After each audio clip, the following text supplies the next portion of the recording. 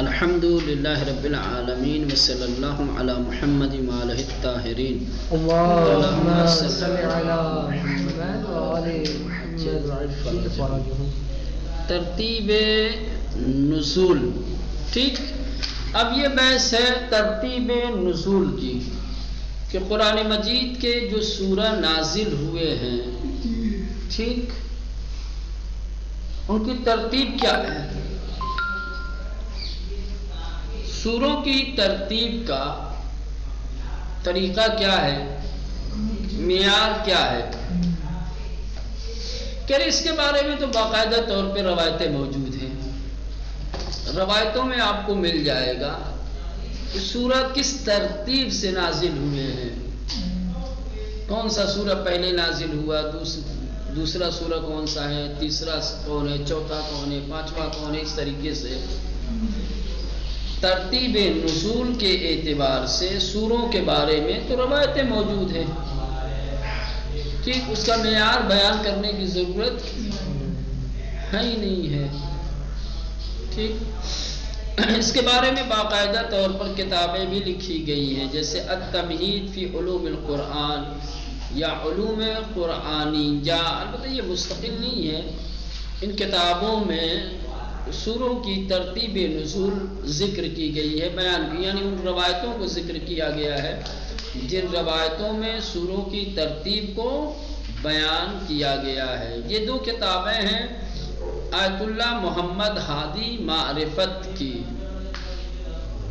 سمجھ رہے ہیں، اور یہ کتاب جو آپ لوگ پڑھ رہے ہیں یہ بھی انہی کی ہے. شاید یہ علوم قرآنی جس کا تذکرہ آپ دیکھ رہے ہیں، شاید اس سے مراد یہی کتاب ہو جو آپ کے ہاتھ میں. بات سمجھ رہے ہیں؟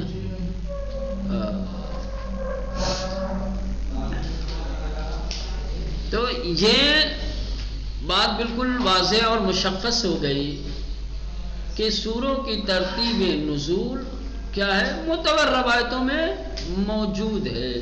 جب معتبر روایتوں میں سوروں کی ترتیب موجود ہے تو اس سے بحث کرنے کی ضرورت ہی نہیں ہے. روایتیں دیکھ لیجئے، آپ کو روایتوں کے ذریعے سے پتہ چل جائے گا کہ سورہ کس ترتیب کے ساتھ نازل ہوئے. بس ایک چیز یہ ہے کہ ہم نے دیکھا ہے کہ آیتیں ایک ساتھ نازل نہیں ہوتی تھی. قرآن کی آیتوں کا نزول تدریجی تھا. ٹھیک ہے، 4 آیتیں آج نازل ہو گئیں، 4 آیتیں ہفتہ 10 دن کے بعد نازل ہو رہی ہیں. مختلف ضرورت اور حالات کے پیش نظر آیتوں کا نزول ہوتا تھا. تو کہنے کا مطلب یہ ہے کہ سورہ جو ہے مکمل تو نازل ہوتے نہیں تھے، آیتیں نازل ہوتی تھی. تو پھر سوروں کی ترتیب نزول کا تعلق کس سے مانا جائے گا؟ ابتدائے آیت سے، درمیان آیت سے، یا آخری آیت سے؟ ظاہر سی بات ہے ابتدائے آیتوں سے. سوروں کے ابتدا کی جو آیتیں تھیں وہی معیار ہے. جیسے مثال کے طور پر بعثت کے بعد سب سے پہلے، یا بعثت کے وقت سب سے پہلے کون سی آیتیں نازل ہوئی تھی؟ سورہ الگ کی 5 آیتیں. سب سے پہلے سورہ الگ کی 5 آیتوں کا نزول ہوا تھا، اس کے بعد دوسری آیتیں نازل ہوئی تھی. لیکن جب سوروں کی ترتیب کی بات آئے گی تو سورہ الگ کو پہلا سورہ کہا جائے گا. نزول کے اعتبار سے سورہ الگ پہلا سورہ کہلائے گا. کیوں؟ کیونکہ اس کی ابتدائی آیتیں سب سے پہلے نازل ہوئی تھی. تو سوروں کی ترتیب کا معیار اس کی ابتدائی آیتیں ہیں. ابتدائی آیتوں کو دیکھا جائے گا کہ یہ ابتدائی آیتیں کب نازل ہوئیں، وہی اس کی ترتیب ہوگی، وہی اس کی ترتیب کو معین کرے گا.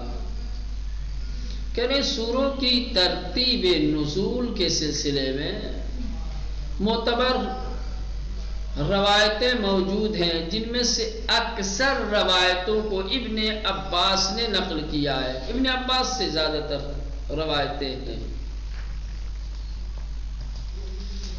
اور اس سلسلے میں جو روایتیں ہیں ان روایتوں کو التمہید فی علوم القرآن اور علوم قرآنیہ کی دونوں کتابیں محمد ہادی معرفت کی ہیں، ان دو کتابوں میں وہ روایتیں نقل ہوئی ہیں۔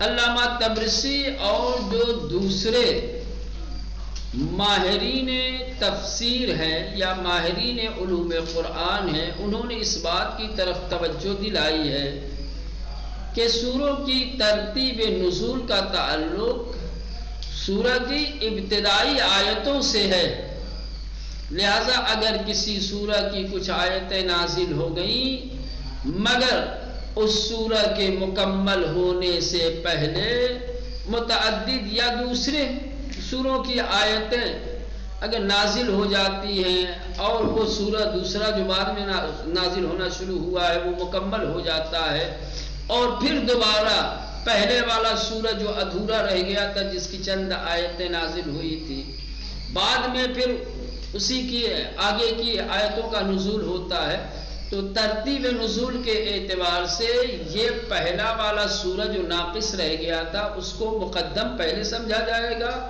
اور جو جن سوروں کا نزول بعد میں ہوا تھا اس کو بعد میں ہی سمجھا جائے گا۔ جیسے مثال کے طور پہ مثال دیا ہوا ہے کہ سورہ الگ کی 5 آیتیں بعثت کے آغاز میں نازل ہوئی تھی۔ بعثت کا جب آغاز ہوا ہے تو انہی 5 آیتوں کے ذریعے سے ہوا ہے، اقرأ بسم ربک الذی خلق، اور پھر بقیہ آیتیں کئی سال کے بعد نازل ہوئی ہیں۔ ٹھیک، بعثت کے موقع پہ سورہ الگ کی 5 آیتیں نازل ہو گئیں، پھر کئی سالوں تک اس کے آگے کی آیتیں نازل نہیں ہوئی، دوسری سورہ نازل ہوئی مثال کے طور پر، اور کئی سال کے بعد دوبارہ سورہ الگ مکمل ہوا۔ تو اب ترتیب نزول کے اعتبار سے کون سا سورہ مقدم ہوگا، کس سورہ کو پہلا سورہ کہا جائے گا؟ سورہ الگ کو، کیونکہ اس کی ابتدائی آیتیں نازل ہو چکی، اور معیار سوروں میں ترتیب نزول کے لیے اس کی ابتدائی آیتیں ہیں نہ کہ آخری آیتیں، کیونکہ اگر آخری آیتوں کو معیار مانا جائے گا تو سورہ الگ کیا ہوگا؟ پہلا سورہ نہیں ہوگا، کیونکہ اس سے پہلے دوسرے سورہ نازل ہو۔ لیکن اگر ابتدائی آیتوں کو ترتیب نزول کا معیار قرار دیں گے تو سورہ الگ پہلا سورہ ہوگا۔ یہ بتا کہہ رہے کہ اب ہم یہاں نیچے پر ایک نقشہ، نیچے جو ہے ہم ایک نقشہ دکھا رہے ہیں آپ لوگوں کو، اس نقشے میں سوروں کو ترتیب نزول کے اعتبار سے درج کیا گیا ہے۔ آپ اس نقشے کو دیکھ کر پتہ لگا سکتے ہیں سوروں کے ترتیب نزول کا۔ البتہ ترتیب نزول کے اعتبار سے مکی اور مدنی سوروں کا نقشہ ہے، اور جو نقشہ بنایا گیا ہے یہ نقشہ ابن عباس کی روایت کے مطابق ہے۔ ابن عباس سے روایت میں سوروں کے جو ترتیب نزول کو بیان کیا گیا ہے اسی اعتبار سے یہاں پر نقشہ تیار کیا گیا ہے، اور اس کی تکمیل جابر ابن زید کی روایت سے متعدد معتبر نسخوں سے اس کی تصحیح بھی ہوئی ہے۔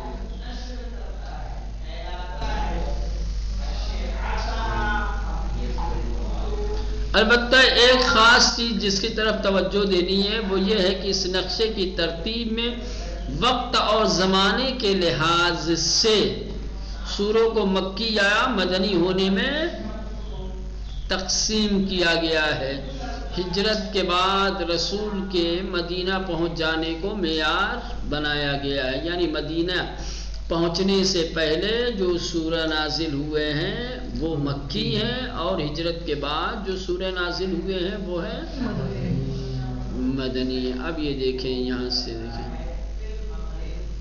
ترتیب نزول کے اعتبار سے پہلا سورہ سورہ علق ہے، لیکن موجودہ ترتیب میں آپ دیکھیں گے تو 96 14واں سورہ ترتیب نزول کے اعتبار سے، موجودہ ترتیب 100 کیا دیا ترتیب نزول کے اعتبار سے پہلا ہے، موجودہ ترتیب 96 ہے، سورہ کا نام علق ہے، ترتیب نزول کیا ہے؟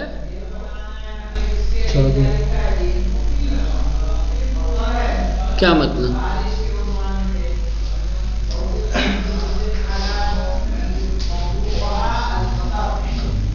نقشہ کو گھما رہا ہے۔ موجودہ ترتیب 100 ہے، مکی سورہ 86 عدد ہے، یہ مکی سوروں کو صرف بتا رہے ہیں، سمجھ رہے ہیں؟